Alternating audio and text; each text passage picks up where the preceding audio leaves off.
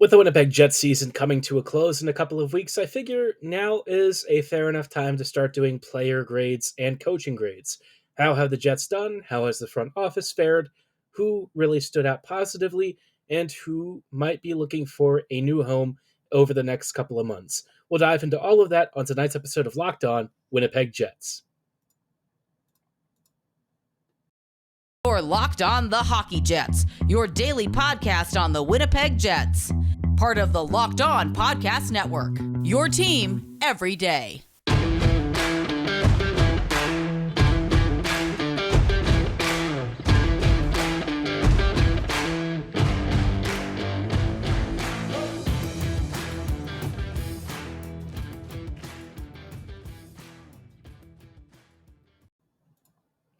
Hey friends, welcome to today's episode of Locked On Winnipeg Jets, part of the Locked On Podcast Network, your team every day.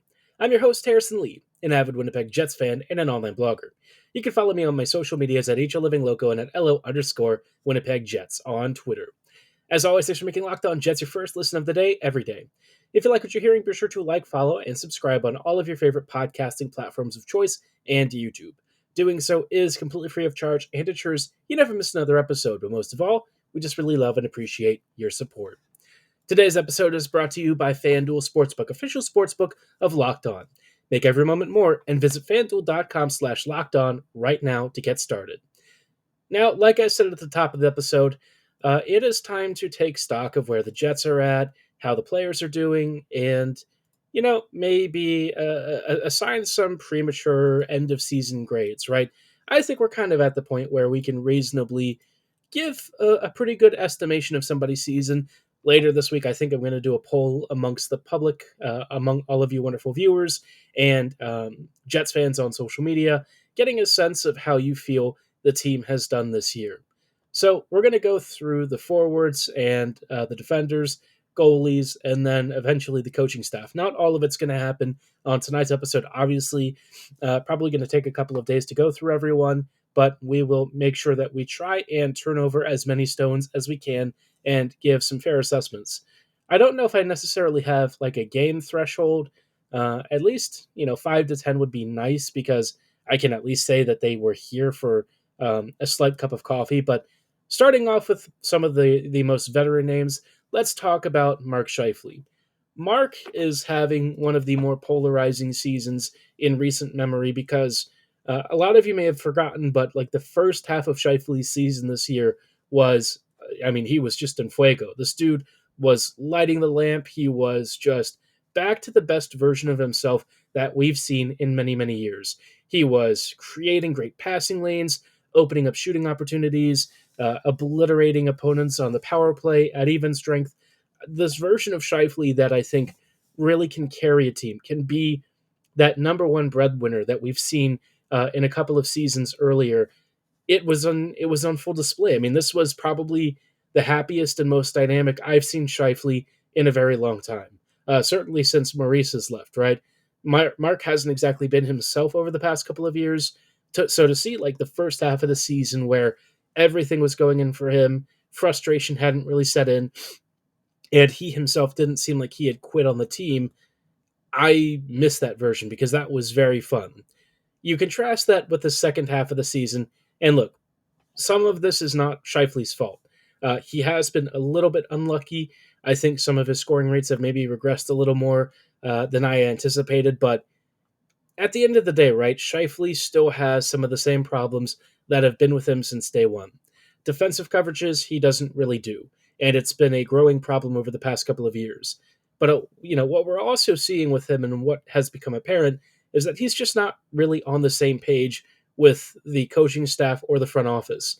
You think about the past few years, how Maurice talks about the game, how Bowness talks about the game, and how Scheifele and some of the other guys talk about the game, and these are divergent perspectives.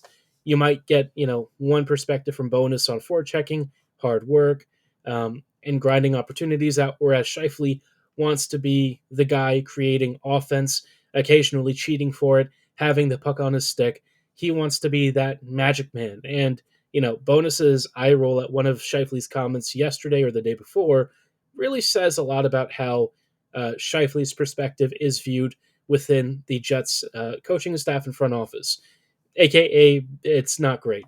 And we're seeing more and more of the media taking shots at Mark, which is usually a sign that the Jets are maybe about to have a bit of a messy divorce, which is it's crazy to consider, right? Because Scheifele was drafted to be, Winnipeg's, I guess, grand project, right? The true success story of how draft and develop can take a small market team with limited free agent appeal and draft and develop a superstar.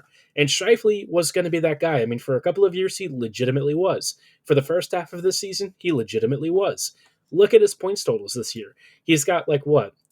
He's got 61 in 75 games, and that includes like the recent drought of scoring. I mean, this guy is clearly a monster. Everyone knows it. Everyone has seen him be absolutely dominant at his best.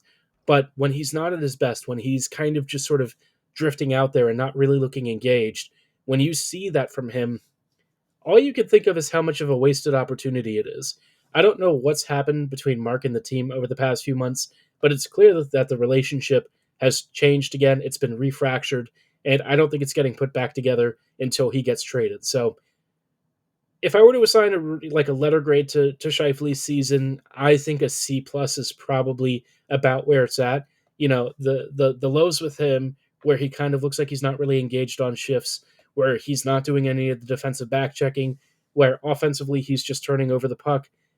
That is pretty bad. That's like F-worthy stuff. But you compare it with the first half of the year in which he was helping to carry the top six. He was excited again. He was feeling the passion. He was scoring left and right. That is A-worthy stuff. And so I feel like I'm just kind of in the middle with him, right? But as a franchise center, as like the lead breadwinner for this team, being kind of down the middle with everything in the net is just not good enough. You can net out some wins and stuff here and there, but at the end of the day, the Jets just need more from Mark, and Mark needs more from the Jets. I mean, the team didn't really do enough to build around him and Hellebuck. So in a lot of ways, I understand and even empathize to a degree with Scheifele's perspective and viewpoint. But at the same time, he signed a contract, he's getting paid a lot of money, and he still has a job to do while he's a Winnipeg Jet. So I don't know. All I can say is I think he's had a very divisive season, and I hope that if the Jets do make the postseason, that Mark reminds the front office of what a special player he can be when he's feeling it. But I'm going to give him a C+. Up next, we have another player who's actually looking like he might be on the way out. Again, another center, another player that I think a lot of Winnipeg fans were vainly holding out hope would stick around, but I think we all know the truth about Pierre-Luc Dubois. Before we dive into Dubois, though, I do want to shout out our friends and partners at Built. For those of you who have heard me talk about Built before, you know that I'm personally a huge fan. They've got a great product called the Built Bar, which is the only protein bar that tastes more like a candy bar, with a 100% real chocolate exterior and a soft, chewy interior. They come in great flavors like churro, peanut butter brownie, coconut almond, and one of my personal favorites, raspberry dark chocolate. There are tons of other choices to go choose from, and you can choose your own variety box by going to built.com and opting to select a whole batch of different flavors completely of your choosing. It'll help you find your brand new favorite protein bar and enjoy it guilt-free, because most of them clock in at around 130 calories, 4 grams of net sugar, and anywhere from 15 to 17 grams of protein. If you don't want to order it online, be sure to head on out to Walmart, or you can also go to Sam's Club. They have a couple of preset variety boxes that let you dip your feet into the great world of Built Bar. Give them a shot. I highly recommend it. You will not be disappointed. Hello, friends, and welcome back to this episode of Locked On Winnipeg Jets, part of the Locked On Podcast Network, your team every day. Thanks again for making us your first listen of the day every day. I am starting to do the process of handing out player report cards for the season, plus coaching staff and front office grades. And of course, it's going to take a while because we have a lot of players, and I think it's worth talking about the context of how I've arrived at some of these ratings. And then later, we will eventually, over the next couple of episodes, also get some fan feedback. Not tonight, but for the future. I want to know how you rate these same players. We gave Mark Scheifele a C+. The first half of his season was dominant. He was excellent, lighting the lamp frequently. Second half of the season, he just looks like he wants to leave Winnipeg. So that kind of puts me in a bit of a tough position of having to be, realistic about the overall net picture of a season. it's not been horrendous, but the moments where he kind of stops engaging with the Jets and the offense, it kills this team, right? Mark has to be on his best behavior because the rest of the team can't really score. So if he's not scoring, good chance the rest of the team isn't either. Now, in a similar vein of a player who kind of seems like he's maybe a little bit done with Winnipeg, I got to say Pierre-Luc Dubois for me has probably handled it better, I guess. I feel like with Dubois, he's not really quitting on shifts. Look, he does turn over the puck a lot. He does have issues with some really silly penalties, and some of his worst games where he just handles the puck like a hand grenade, they're pretty bad. Let's make no mistake. But I can't really say that the stuff that was said about him at Columbus really applies as much here. I don't see shifts where he quits. He might stop back checking once in a while or something, or abandon a defensive coverage. But in terms of like his overall effort, um, I'd say it's probably pretty okay. Still some shifts that he takes off, but it's not like Mark Scheifele where Mark just kind of drifts himself into trouble, right? Dubois like still wants to create out of it, still does a pretty decent job of doing some puck protection stuff, and offensively he's been fantastic for Winnipeg. I mean, this season he had 58 points in 67 games, very clearly back to being an elite top six center, a guy who surely Montreal will absolutely adore, especially when he gets traded and signs there.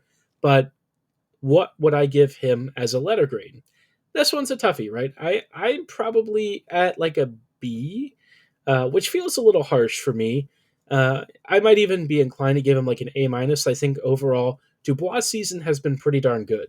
The trade request aside, I mean it is what it is, and I don't really blame him. So kind of looking at the Jets and how he's fit into this offense from an outsider's perspective, I feel like he's been really good for the team on the whole. So yeah, I'm going to give him like a B plus, maybe an A minus. I think he does still have some blemishes to his game that haven't really gone away, but on the whole, man, it's hard to be anything but impressed with the season Dubois has had for the most part, especially the first half. Second half, maybe having some issues along with the rest of the team, but overall, pretty darn great.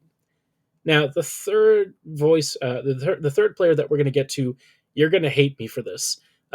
This one's going to be Kyle Connor, and I really struggled to figure out how to evaluate Connor's season because he's a point per game player with 75 points. He leads the team by a huge margin in shots on goal.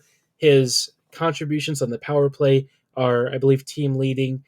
And you look at everything, and you're asking me, why are you saying I'm gonna you're gonna hate me for what I'm gonna give the rating? I have to say, for all of the things that I just pointed out, Kyle Connor has had like a C level season, right? And it's strange to say that about a player who's at a point per game pace, but when you watch how Kyle's creating opportunities, how he isn't using his line mates, how he's skating himself into trouble, how he's not there for defensive checks or marks, how he's completely absent on certain plays because he has tunnel vision at times, how he's cheating for offense through the neutral zone, all of these different elements of his game actively hurt his line. It takes away other opportunities to score when he's not punching the puck and puck past the goalie himself, right? It's costing his line mates defensive coverages, it's costing his team goals, and I think for me, Kyle Connor is one of those players where you have to really know what specific skill sets he brings and what he cannot do. Once you better manage his ice time and work around that stuff, KFC is still one of the best scorers out there, a natural sniper, an extraordinarily gifted player.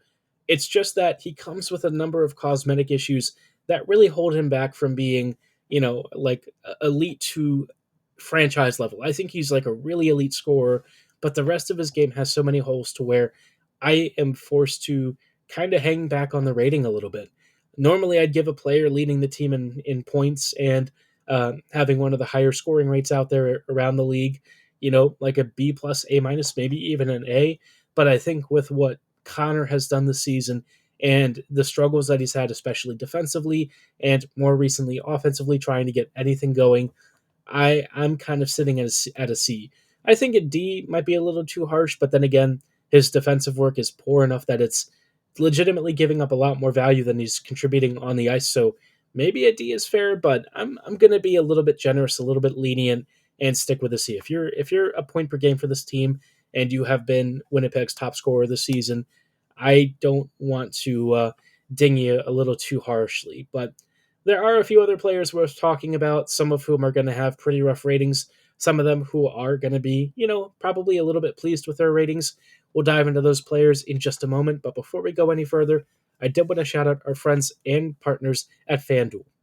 The March Madness tournament is heating up, and there's no better place to get in on the action than FanDuel, America's #1 sportsbook. That's because right now, FanDuel is giving new customers a no-sweat first bet of up to $1,000. That's up to $1,000 back in bonus bets if your first bet does not win. All you have to do is visit FanDuel.com/lockedon and sign up today to claim your no-sweat first bet. You can wager on everything from the money line to point spreads to which team will be cutting down the net on every shift. No matter what, though, you're going to be doing this all on an app that's safe, secure, and super easy to use. FanDuel has been in this business for a long time. They're very familiar with customer security and satisfaction, and they do their utmost to make your experience on their website and app as safe and secure as possible. Don't miss your shot at a no-sweat first bet of up to $1,000 when you join FanDuel today. Just go to FanDuel.com/lockedon right now to sign up. Make every moment more with FanDuel.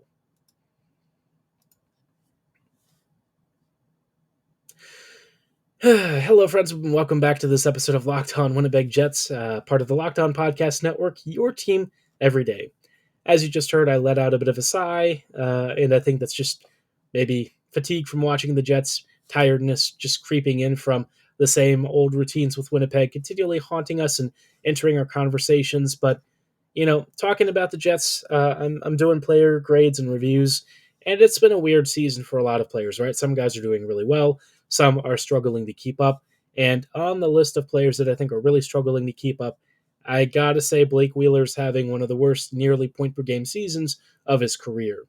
I think the year that he had like the career highs where, he looked like a player who was reborn. If you really look at the underlying numbers, if you look at where a lot of his points were coming from, and you start to break down these elements, you'll kind of figure out that Wheeler himself is not much better than a third liner right now. A couple of years ago, he was probably, top 6 material, but these days, Blake literally cannot keep up. This is some of the worst play from him I've seen. His positional and puck awareness are down in the dumps. He is struggling to skate up the ice on a consistent basis. He handles the puck like a grenade when he even gets a pass.